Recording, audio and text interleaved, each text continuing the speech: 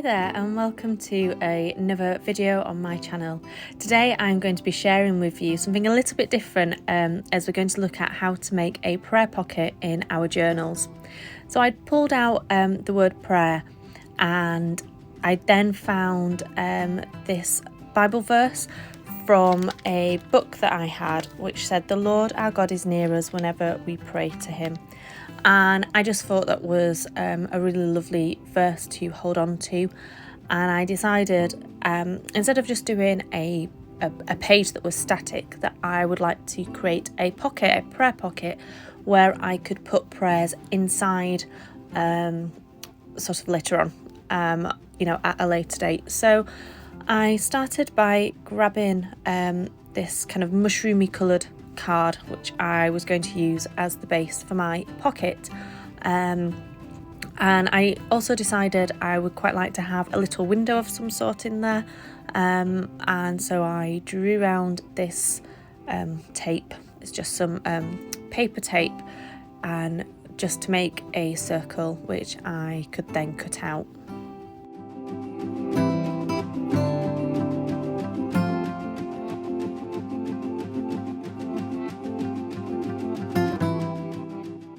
So once that was cut out, I then wanted to add something underneath to create a window and didn't want it to just be open. So I grabbed some vellum, which gives this kind of frosted look, and decided that was what I was going to pop behind the window.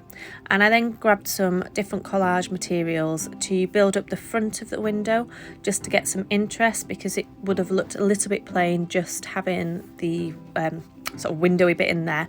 So I just grabbed some different collage materials and started just to have a little play around with them to see what I would like to add and which elements I wanted to keep on there.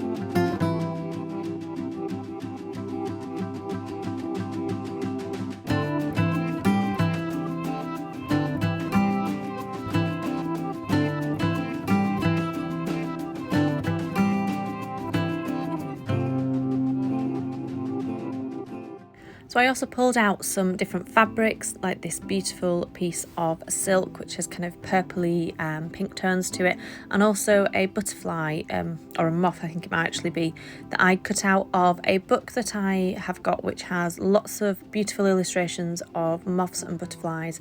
And so I grabbed one of those and I cut it out on a previous occasion to use, but hadn't ended up using it. So I was just playing around with the different elements that I hadn't stuck down, some lace, the fabric and the moth. And then I grabbed my vellum again and decided to add a design to it. This was the second time I tried this. The first time I'd used my white pen and for some reason it just didn't want to work.